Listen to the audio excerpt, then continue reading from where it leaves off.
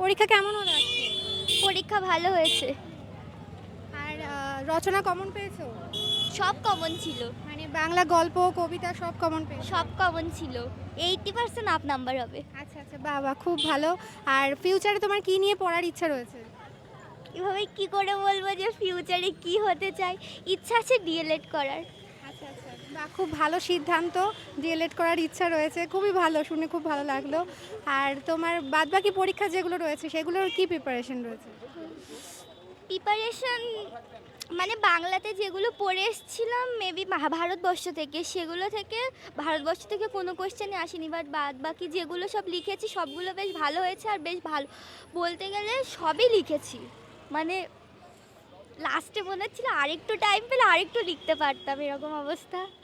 আর বাদবাকি যে বিষয়গুলো রয়েছে সেই বিষয়গুলো নিয়ে কি প্রস্তুতি আমার রয়েছে তোমার? বাংলাটাই সব থেকে খারাপ হয়, বাট ওটা আজকে সব থেকে ভালো হয়েছে, তাহলে আরগুলো জানি না এবার কী হবে। তুমি আর্টসের স্টুডেন্ট না সায়েন্সের স্টুডেন্ট? আর্টসের স্টুডেন্ট।